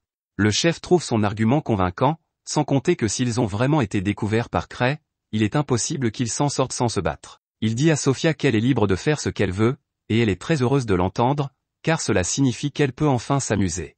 Au même moment, Tino s'est enfin remise de sa rencontre presque fatale avec l'entraînement de Lise, et bien qu'elle sache que Lise n'essayait pas vraiment de la tuer, elle a failli ne pas s'en sortir vivante, alors Tino décide de fêter son rétablissement en se promenant en ville. Elle remarque alors quelques carrosses garés dans la ruée, chose encore plus étrange, la salle du clan est complètement remplie de chasseurs. Elle s'approche de l'un d'entre eux et lui demande de quoi il s'agit. Il lui répond que l'association a organisé un effort commun pour enquêter sur le repère du loup blanc. Même si c'est le cas, Tino pense qu'il y a trop de monde, mais le gars lui dit que Cray voulait initialement envoyer Ark, et que tous ces gens ne sont que des remplaçants pour pallier l'absence d'Ark. Ark est l'un des 7 meilleurs chasseurs au monde. Sans lui, ils ont besoin d'un grand nombre de personnes pour compenser la puissance de feu. Un peu plus tard, Eva amène Cray pour saluer les chasseurs, mais Cray n'a aucune idée de la raison pour laquelle tout le monde est rassemblé ici. Eva lui explique qu'Ark n'est pas là pour s'occuper de l'enquête sur le repère du loup blanc, et qu'elle a donc pris la liberté de rassembler suffisamment de chasseurs pour compenser la force d'Ark. Cray se souvient avoir essayé de confier cette mission à Ark parce que c'est un type sympa qu'il juge fiable, mais il n'aurait jamais imaginé qu'Eva finirait par appeler autant de monde pour le remplacer. Et pour commencer, il n'est même pas sûr d'avoir assez d'argent pour payer tous ces gens, alors il tente de suggérer qu'il devrait diviser le groupe en deux. Tout le monde commence à paniquer, car il est impossible de survivre à une menace du niveau d'Ark avec seulement la moitié des effectifs, et Cray ne comprend pas pourquoi ils sont si inquiets. Cray demande alors à Eva s'ils ont assez d'argent pour couvrir la récompense de chacun, et elle lui dit de ne pas s'inquiéter, car ils ont déjà demandé des fonds supplémentaires à l'association. Cependant, même si la question de l'argent est résolue, Cray ne se sent pas à l'aise à l'idée d'envoyer tous ces gens dans la voûte alors que la bave de Citri pourrait s'y trouver. Mais comme il n'a pas l'intention de leur expliquer, il accepte de les laisser partir, et si quelque chose de grave se produit, il fera comme s'il n'était pas impliqué. Juste à ce moment-là, Liz arrive et commence à se moquer de tous les chasseurs qui ont peur d'aller dans la voûte avec un petit groupe, et elle affirme que si c'était elle irait seule. En fait, elle va voir Cray et lui propose de prendre la mission à sa place, mais Cray lui dit fermement non. Il sait déjà que s'il confie la mission à Liz, elle entraînera Tino avec elle, et il ne veut pas que Tino subisse cela. De plus, Liz n'a jamais été douée pour travailler avec les autres. Si elle se rendait à la voûte, elle causerait bien plus de tort aux autres groupes qui s'y trouvent. Cray déclare que tout le monde ici, à part Liz, va s'occuper de la mission, et Eva demande alors si cela signifie qu'il va également participer à la mission. Les chasseurs l'entendent et sont tout excités, car si le maître de clan de niveau 8 se joint à eux, la mission se déroulera beaucoup mieux, mais Cray ne veut vraiment pas se joindre à eux. Comme tout le monde insiste, il dit qu'il se joindra à eux, mais il prétexte une affaire urgente à régler, laissant Sven à la tête du groupe jusqu'à ce qu'il les rejoigne plus tard. Cependant, il n'a pas l'intention de se montrer avant que la mission ne soit presque terminée. Pendant ce temps, dans l'antre du loup blanc, Sven et les autres membres d'Obsidian Cross sont déçus par la difficulté de la voûte. Bien que la force moyenne des monstres est augmentée, elle reste relativement faible, et ils ne savent pas vraiment pourquoi ils ont été envoyés ici. De retour à l'association, tout le monde se prépare à partir, et Liz supplie toujours Cray de la laisser partir en mission avec lui, mais il reste ferme sur sa décision. Il sait que Liz s'y rendra de toute façon s'il la laisse seule, alors il lui dit qu'il a un autre travail pour elle en attendant, ce qui semble la réconforter un peu. Avant que le groupe ne parte, le capitaine temporaire s'adresse à Cray et lui demande s'il a un conseil à leur donner avant qu'ils ne partent. Cray réfléchit un instant et lui dit que s'il rencontre une créature visqueuse, il doit la traiter avec la plus grande prudence.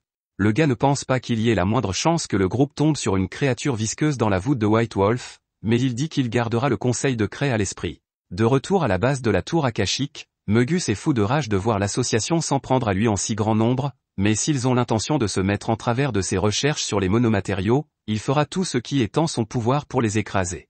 Les membres de la tour sont inquiets car leurs adversaires ont les âmes en peine de leur côté, mais Sophia leur dit qu'il n'y a pas lieu de s'inquiéter car son système de défense a été spécialement conçu pour repousser ce genre d'attaque. De plus, il n'y a actuellement que 3 âmes en peine dans la capitale, Cray, Liz et Citri. Liz peut être facilement maîtrisée en créant des contre-mesures contre ses attaques physiques, et Cray est le stratège de l'équipe, il ne peut donc pas utiliser pleinement ses compétences sans la présence de ses autres coéquipiers. Le seul vrai problème est Citri. Sophia a pris des mesures pour s'assurer que l'alchimie de Citri ne sera pas efficace contre eux, mais Sophia a une dent contre Citri, et quoi qu'il arrive, elle est déterminée à l'écraser. Elle explique à Mogus que Citri a fouillé dans ses recherches depuis qu'elle a trouvé sa thèse, et Sophia trouve cela impardonnable. Elle demande donc la permission d'utiliser tout ce qu'ils ont créé jusqu'à présent pour arrêter Citri. Mogus accepte, disant que Flick et tous les autres membres doivent suivre les ordres de Sophia quoi qu'il arrive, ce que Flick n'est pas heureux d'entendre puisqu'il n'aime pas Sophia, mais il s'y plie pour le bien de leur mission. Ailleurs dans le repère des loups blancs, l'équipe de Sven commence à penser qu'il était inutile de venir ici puisqu'ils n'ont rien trouvé d'anormal. Ils font confiance au jugement de Sven, mais il semble que Cray les ait envoyés ici sans raison. Sven comprend qu'il puisse penser cela, mais il est sûr que Cray a une bonne raison de l'envoyer ici. À ce moment-là, Sven reçoit un message relayant l'avertissement de Cray au sujet d'une bave et le prend très au sérieux, alors il demande à Emmerich d'actionner le sifflet d'urgence.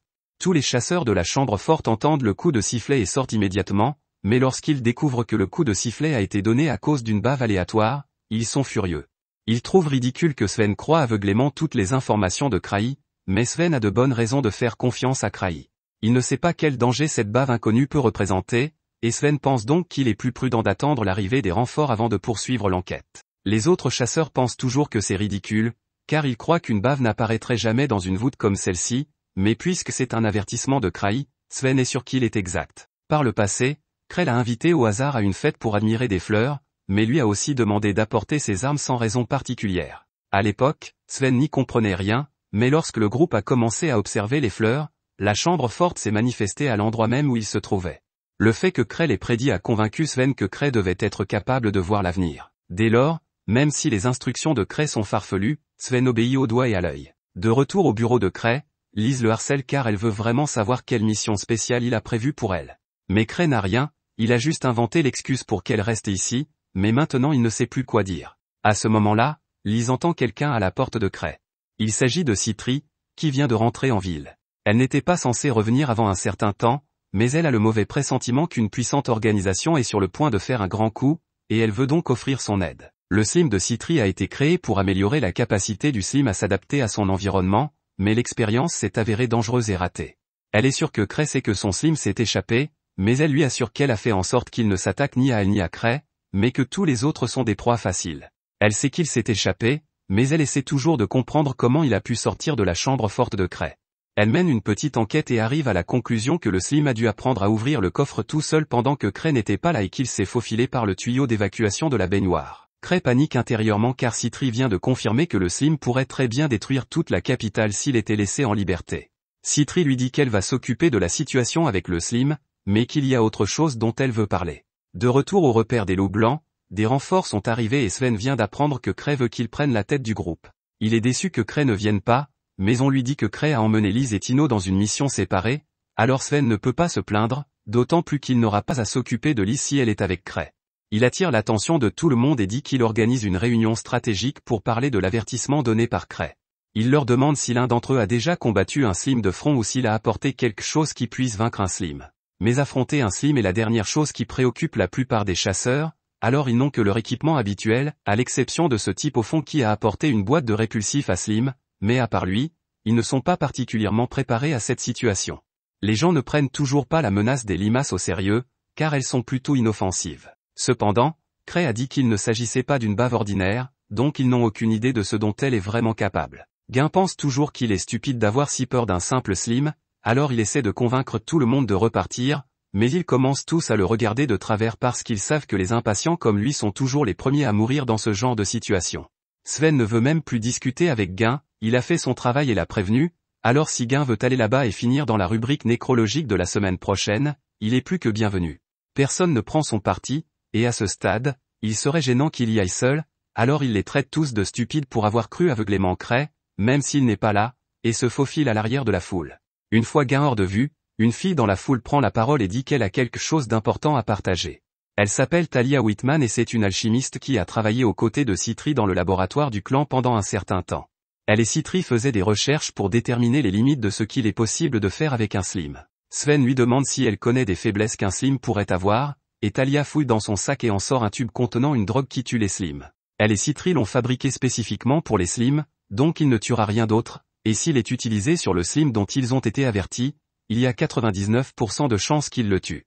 Pendant ce temps, à la base de la tour akashique, Megus et les autres membres se préparent à défendre leurs recherches jusqu'à la mort, et Sophia est sûre qu'ils ne perdront pas cette bataille. Ils n'ont affaire qu'à une centaine de chasseurs, et les forces dont ils disposent suffiront amplement à les anéantir. En haut, maintenant qu'ils ont une police d'assurance contre le mystérieux Slim, Sven donne le feu vert à tout le monde pour retourner dans la chambre forte, mais il leur rappelle qu'ils doivent rester prudents, partager les informations, et par-dessus tout, s'assurer qu'ils reviendront en vie quoi qu'il arrive. Après une journée entière d'exploration de la chambre forte, Sven est un peu déçu car ils n'ont rien trouvé d'inhabituel dans la chambre forte à part les chevaliers loups, et les gens commencent à se demander si Kraï ne s'est pas trompé dans sa prédiction cette fois-ci. Sven fait toujours confiance aux déclarations de Kraï, mais s'il ne se passe vraiment rien ici, ils peuvent s'estimer heureux, car ils n'auront pas à risquer leur vie.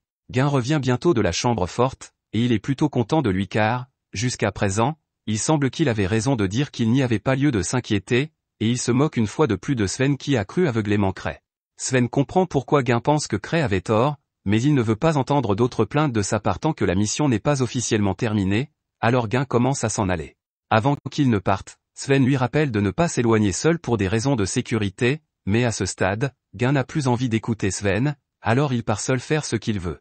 Si vous avez déjà vu un film d'horreur, vous savez ce qui va se passer. Guin est tout seul dans les bois quand, tout à coup, il entend un loup hurler au loin. Il a déjà enfreint une règle des films d'horreur en étant seul. Il décide donc de ne pas appeler de renfort avec son sifflet et commence à se diriger vers le bruit. Alors qu'il se rapproche du point d'origine, Guin trouve le chevalier loup géant enchaîné au sol et 2 membres de la tour akashique tenant une seringue suspecte. Ils sont en train de dire du mal de Sophia et de se plaindre qu'elle est la subordonnée préférée de Mögus, même si elle ne peut pas utiliser la magie comme eux. Une fois qu'ils ont terminé, ils décident d'achever la procédure et s'apprêtent à injecter la seringue au loup, mais heureusement, Guin n'attend pas que les méchants aient terminé leur plan et attaque immédiatement.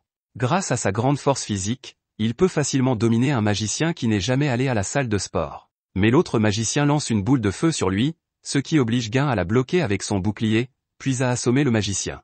Il a beau avoir bloqué la boule de feu avec son bouclier, la chaleur était tout de même assez intense, et une bonne partie de son bras a subi des brûlures. Le magicien maigre se remet rapidement sur pied, alors Guin s'approche de lui, l'attrape par le col et lui donne un coup de poing au visage. Le magicien n'arrive pas à croire qu'un chasseur se trouve par hasard dans la région. Il demande alors si c'est Cray qui lui a dit de venir ici, mais Guin lui répond que Cray n'est pas là aujourd'hui. Le second magicien l'entend, et comme Cray n'est vraiment pas là, il est persuadé que leur plan se déroulera comme prévu. Guin a également oublié de noter l'aiguille suspecte. Le magicien l'utilise donc pour injecter le loup et, tout à coup, le loup commence à se dissoudre. Les magiciens expliquent qu'il est diabolisé de force pour attaquer les personnes ayant une forte concentration de mana, et en ce moment, la personne ayant la plus forte concentration de mana est Guin. En voyant le loup se transformer en bave, Guin se rend compte que la situation est vraiment grave et décide finalement de donner un coup de sifflet. De retour au camp, Sven perçoit le son du sifflet, même s'il est très éloigné. Il ordonne immédiatement à tout le monde d'être en état d'alerte et les emmène tous dans la forêt d'où est venu le son. Ils ne savent toujours pas quelle est l'urgence, alors ils se préparent à tout ce qui pourrait leur arriver.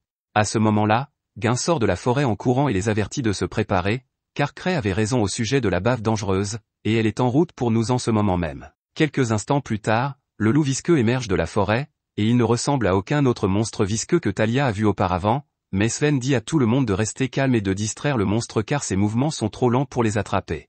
Il tire une flèche sur les pattes du monstre pour essayer de le ralentir, mais cela ne lui fait absolument rien, pas plus que les sorts des utilisateurs de magie. Au moins, le loup visqueux est distrait, et Sven dit à Henrik d'aller soigner les blessures de Guin. Pendant qu'Henrik le soigne, Sven demande à Guin ce qui s'est passé. Guin explique qu'il était dans les bois et qu'il a vu 2 types bizarres qui préparaient quelque chose. Ils ont injecté à un chevalier loup un étrange liquide incandescent qui s'est ensuite transformé en une dangereuse bave. Sven tente de lancer un barrage de flèches sur la bave, mais il semble que les attaques physiques et magiques soient inefficaces contre elle, de sorte qu'ils n'ont aucun moyen de la combattre normalement. Néanmoins, Sven refuse de battre en retraite tant que ce n'est pas absolument nécessaire, car ils ne peuvent pas laisser un tel monstre en liberté. Il demande à tout le monde de se concentrer sur l'esquive et d'attirer l'attention de la chose pendant qu'il court vers Talia et lui demande de lui donner le médicament anti-bourbe. Elle lui dit qu'au contact de la drogue, la bave devrait s'auto-détruire instantanément. Sven court pour attirer l'attention du slimé, alors qu'il se jette sur lui, il laisse tomber la fiole de médicament sur le sol et s'esquive, ce qui amène le slim à marcher sur le médicament et à en recevoir une forte dose. Lorsque la drogue se disperse dans son corps, le slim commence à faire des bulles, mais malheureusement, il revient à la normale comme si rien ne s'était passé. Si la drogue n'a eu aucun effet sur lui, il ne doit pas s'agir d'un vrai slim. C'est alors qu'ils se souviennent que les mots exacts utilisés par Cray étaient qu'il pourrait y avoir un monstre, visqueux, donc bien qu'il ressemble à un slim, il réagit aux choses très différemment. Juste à ce moment-là, Citri arrive derrière le groupe et leur dit que la raison pour laquelle leurs attaques ne fonctionnent pas est que le monstre est protégé par une énergie magique. Sven ne s'attendait pas à la voir arriver, il demande donc pourquoi Citri est venu ici, et Citri explique que c'est Cray qui l'a envoyé ici car, selon ses propres mots, les choses pourraient devenir dangereuses. Une énorme quantité d'énergie magique tourbillonne autour du corps du monstre, ce qui permet de dévier les flèches et de contrer la magie. Cette chose est donc plus forte que presque tous les monstres que l'on peut trouver dans un coffre de niveau 8. Le fait que son corps ait été dissous signifie qu'il doit convertir le mana en énergie magique, et puisque c'est le cas, il essaiera de récupérer le mana perdu en dissolvant les personnes ayant un haut niveau de mana, et c'est pourquoi il attaque Citri en ce moment. Une fois tous ces faits exposés, Citri détermine qu'il s'agit d'une expérience ratée, et elle sait exactement comment y remédier. Elle fouille dans son sac et en sort une fiole de métal anti-mana qu'elle a toujours sur elle. Elle la lance sur le monstre et Sven lui décoche une flèche qui explose et détruit la tête du monstre. Alors que le reste du corps du monstre commence à s'éroder, Gark arrive, mais il est déçu d'apprendre qu'il a manqué tout le combat. Gark est celui qui a conduit Sitri ici, et elle dit qu'elle a des informations précieuses à partager avec Sven, car elle sait ce qui se passe ici et qui est derrière tout ça. Pendant ce temps, dans le repère de la tour akashique, Mogus est sous le choc d'apprendre que Sitri a vaincu un monstre démoniaque et qu'elle a pu voir les effets de sa potion aussi facilement. En haut, Sitri informe tout le monde du travail que Mogus a effectué en coulisses, mais ils ont du mal à le croire car Mogus a été banni pour l'éternité il y a longtemps. Sitri savait qu'il serait difficile de le prouver, c'est pourquoi elle surveillait secrètement le travail de Mogus. Elle a des raisons de croire que les événements étranges qui se produisent dans la chambre forte et le monstre visqueux sont le résultat de ces expériences. Mais ces expériences nécessitent beaucoup de matériel, donc ce groupe doit avoir une base souterraine dans le coin, et Mogus est prêt à tout pour défendre ses recherches, donc il doit déjà se préparer à la bataille. Ils vont interroger le magicien assommé par Gain pour voir s'ils peuvent lui soutirer des informations. Mais si Mogus a réussi à fabriquer un de ces monstres baveux, il va en envoyer d'autres à leur trousse. Normalement, ce ne serait pas un problème avec le métal anti-mana de Sitri, mais elle n'en a apporté qu'un seul avec elle car elle ne s'attendait pas à rencontrer un tel monstre. Malgré tout, elle pense qu'ils peuvent gagner, car si elle parvient à analyser le monstre, elle pourra créer une arme biologique contre lui. Elle n'a pas une grande force de frappe, elle aura donc besoin de tout le monde pour la protéger pendant qu'elle travaille. Mais avec autant de chasseurs, cela ne devrait pas être trop difficile. Au même moment, Liz essaie toujours de convaincre Cray de la laisser aller aider sa sœur, puisque Sitri ne peut pas se battre seul, mais Cray lui dit que Sitri ira bien et qu'il ne laissera pas Liz partir. Flick apprend que Sophia veut qu'ils envoient les monstres mutants un par un, mais cela lui semble stupide car cela facilitera la défaite des fantômes. Il ordonne donc aux autres de la contacter immédiatement et lui demande pourquoi elle a donné un ordre aussi ridicule. Malheureusement, elle est partie inspecter son système de défense et ne répond pas à leurs appels. Mogus a donné à Sophia les pleins pouvoirs pour commander les forces de la tour akashique, ils sont donc censés suivre ses instructions. Mais cette bataille sera leur dernier combat contre l'association, ils ne peuvent donc pas se permettre de perdre juste parce que Sophia a donné des instructions absurdes. C'est pourquoi Flick décide d'ignorer complètement les ordres de Sophia et d'envoyer les monstres d'un seul coup, car quel est le pire qui puisse arriver? De retour au camp de l'association, les deux membres qui ont été capturés sont interrogés par Sitri. Elle veut faire preuve de diplomatie et leur demande gentiment de donner l'emplacement de leur chef afin qu'ils puissent être abattus facilement. Mais les membres restent dévoués à leur cause et refusent de moucharder. Sitri savait déjà qu'il ne lui dirait jamais ce qu'elle veut savoir, c'est pourquoi elle a apporté une potion qui devrait les rendre un peu plus enclins à parler. Elle s'apprête à leur faire avaler la potion de force, mais les officiels présents l'en empêchent immédiatement, car il s'agit clairement d'une potion de lavage de cerveau. Elle perturbe la conscience, peut effacer les souvenirs ou même forcer les gens à devenir des esclaves obéissants.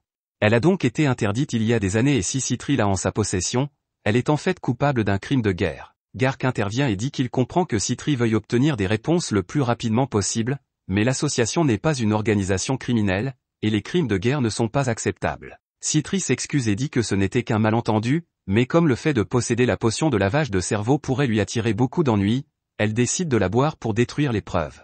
Tout le monde est choqué qu'elle fasse une chose pareille, mais elle est pratiquement immunisée contre tous les effets de la potion, donc elle s'en sortira. Elle est bien plus préoccupée par le fait que l'ennemi a commencé à bouger. Un autre monstre visqueux géant se dirige vers eux, et Sven demande à Sitri comment ils vont s'y prendre. Elle lui répond que le monstre peut avoir plusieurs barrières magiques différentes, et qu'ils doivent donc trouver quel élément est efficace contre celle-là. Elle ordonne aux chasseurs munis de boucliers de se tenir à l'avant et d'essayer de bloquer les attaques du monstre afin de déterminer le type de champ de force qu'il utilise. Consciente du danger que cela représente, elle demande à l'homme au bouclier de le lâcher dès qu'il entre en contact avec le monstre, afin de ne pas se faire tuer. Henrik se prépare et suit les ordres de Sitri. À la seconde où le monstre touche son bouclier, celui-ci est projeté au loin, ainsi qu'une bonne partie de son bras. Sitri demande alors au mage de ralentir le monstre avec des attaques magiques, mais toutes les boules de feu qu'il tire sur le monstre sont déviées, et Sitri en déduit que le monstre doit avoir un champ de force rotatif qui détruit tout d'un simple contact. Cela signifie que les combattants de mêlée n'ont aucune chance contre lui, donc malgré sa force, Gark est pratiquement inutile ici. Il demande s'il devrait simplement reculer et attendre qu'il n'y ait plus de mana, mais Sitri lui dit que cela ne marchera pas car, avec la quantité de mana que cette chose a déjà, elle pourrait facilement continuer à se déchaîner pendant encore 1 heure ou 2. Elle pense qu'il devrait pouvoir franchir la barrière du monstre s'il concentre une attaque assez puissante sur sa barrière, mais cela va être difficile à réaliser car aucun des mages présents n'est assez fort pour le faire. À ce moment-là, un autre monstre visqueux apparaît, et tous les membres de l'association commencent à s'inquiéter car ils ne peuvent pas faire face à 2 monstres à la fois, mais Citri leur dit qu'ils peuvent se retirer pour l'instant car il semble que les gens de la tour akashique soient de parfaits idiots. Soudain, le monstre rouge se désintéresse des chasseurs et se tourne vers le monstre bleu. Les deux monstres se mettent alors à boxer. Gark ne comprend pas ce qui se passe, alors Citri explique que la seule raison pour laquelle les monstres attaquent les chasseurs est qu'ils utilisent le matériel de mana des chasseurs pour se réapprovisionner en mana, donc si on leur présente un autre monstre fait de mana pur, ils l'attaqueront naturellement à sa place. Envoyer tous les monstres baveux en même temps était une décision incroyablement stupide. Pendant que tous les monstres baveux se battent entre eux, Mogus organise une réunion avec les membres de la tour akashique. Il se souvient avoir spécifiquement dit à Flick que les instructions de Sophia devaient être respectées quoi qu'il arrive, mais Flick a agi de son propre chef, ce qui leur a fait gaspiller toutes leurs potions de mutants baveux. Sophia est particulièrement furieuse qu'il ait cru pouvoir trouver un meilleur plan qu'elle, compte tenu de son QI thermique grossier. Flick est furieux de cette insulte, mais il ne peut rien dire car c'est entièrement de sa faute. Mogus décide de pardonner l'incompétence de Flick et dit que ce n'est pas grave puisque les monstres baveux n'étaient pas les seules armes qu'ils avaient dans leur arsenal. Mais il n'est pas sûr de la marche à suivre et demande à Sophia si elle a de bonnes idées. Sophia lui explique que la situation a changé car non seulement Citri est apparu sur le champ de bataille, mais aussi Gark, un ancien chasseur de niveau 7, et même s'il est à la retraite depuis longtemps, il est sans aucun doute toujours l'un des vrais héros.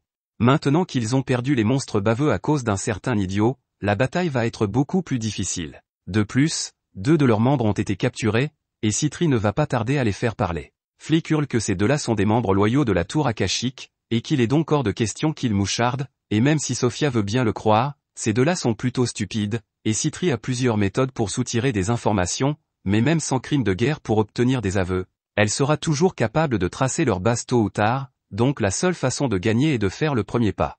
Sophia suggère d'utiliser les mangeurs de malice dont ils disposent pour dominer les chasseurs, puis d'attirer les survivants à leur portée pour les anéantir à l'aide d'un atout.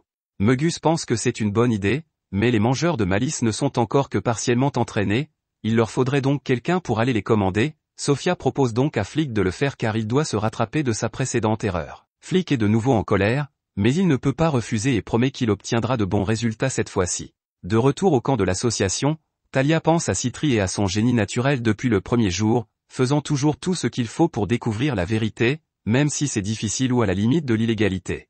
Talia respecte les compétences de Citri, mais elle a aussi un peu peur de ce dont Citri est capable, et elle est jalouse de ne jamais pouvoir atteindre le même niveau de réussite. En marchant, Talia finit par tomber sur Sven, qui entame une conversation avec elle sur le monstre qu'ils ont affronté plus tôt dans la journée. Il est dommage que la potion anti-bourbe qu'elle a apportée n'ait pas été efficace, mais il ne pouvait pas faire autrement puisqu'il ne savait pas que le monstre serait une créature baveuse artificielle, alors il lui dit de ne pas se sentir mal à ce sujet. Talia dit qu'elle va bien, mais il y a autre chose que Sven se demande, parce que les 2 membres de la tour akashique ne cessent de la fixer, alors il lui demande s'il y a une raison à cela. Talia répond qu'elle n'a aucune idée de la raison pour laquelle il s'intéresse à elle, et Sven en déduit que c'est parce qu'elle a des cheveux roux très particuliers. Un peu plus tard, Gark va voir Citri, qui a travaillé dur toute la nuit, et lui dit qu'elle n'a pas besoin de se surpasser car, en fin de compte, il ne s'agit que d'une enquête. Même s'ils ne trouvent pas tout de suite la cachette de la tour akashique, ils pourront toujours revenir plus tard pour terminer le travail. Cependant, avant même que Gark n'ait fini de parler, Citri lui annonce qu'elle a trouvé l'emplacement général de la tour akashique. Une réunion est convoquée et tout le monde est rassemblé pour que Citri fasse part de la conclusion à laquelle elle est parvenue. En se basant sur la densité des matériaux mana et sur les endroits où les monstres visqueux sont apparus, elle en a déduit que la base de la tour akashique devait se trouver quelque part dans les falaises. Elle se retourne et demande au prisonnier si elle a raison, et ces deux-là seraient terribles au poker car ils commencent à dire frénétiquement à Citri qu'elle a tort, mais cela ne fait que confirmer qu'elle est dans la bonne direction. Maintenant qu'ils savent où se trouve la base, Citri suggère qu'ils pourraient faire le premier pas et attaquer avant que la tour akashique ne réussisse à s'échapper. Les prisonniers de la tour akashique commencent à crier à Sophia de se dépêcher et d'enlever la monture car ils ne peuvent pas laisser les chasseurs atteindre leur base. C'est la première fois que les chasseurs entendent parler de Sophia, et ils se demandent de qui il s'agit. Citri explique que Sophia est en fait son ennemi juré. Peu importe le nombre de fois où Citri a essayé de la trouver, Sophia a toujours réussi à échapper à la capture. Et, même si elle déteste l'admettre, Sophia est une brillante alchimiste. Si elle n'est pas arrêtée aux côtés de Mogus, ce type de recherche ne cessera jamais. Les 2 prisonnières disent à Citri que Sophia ne perdrait jamais contre elle car, même si elles ne l'aiment pas, elles reconnaissent que Sophia est incroyablement douée et qu'un échec de niveau 2 comme Citri n'aurait aucune chance contre elle. Citri ne nie pas qu'elle est un échec, mais c'est précisément pour cela qu'elle veut faire tout ce qui est en son pouvoir pour rattraper ses erreurs passées et envoyer Sophia en prison. Ailleurs dans la forêt, Cray, Liz et Tino se dirigent vers le repère des loups blancs, et il semble que Lise l'ait finalement convaincu de s'impliquer. Elle le presse de se dépêcher pour qu'il puisse t'aider avant que Citri ne soit tué, mais Cray ne pense pas qu'il doive s'inquiéter pour Citri. Il s'inquiète plutôt pour sa propre vie, car il n'a pas eu le temps de charger la plupart de ses reliques et il n'a plus d'anneau de sécurité, si bien qu'il mourra s'il est touché ne serait-ce qu'une fois. Tino lui dit qu'il se rapproche de l'antre du loup blanc, mais il fait si sombre que Cray ne voit presque rien et n'a aucune idée de l'endroit où il se trouve. Tino essaie de profiter de l'occasion pour tenir la main de Cray, mais Lise refuse catégoriquement de laisser quelqu'un d'autre qu'elle toucher Cray.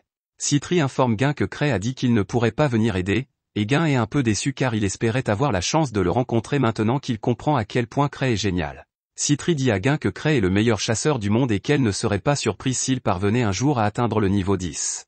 C'est alors qu'un coup de tonnerre retentit et que, dans la seconde qui suit, un éclair est envoyé directement sur Citri et le reste de l'équipe.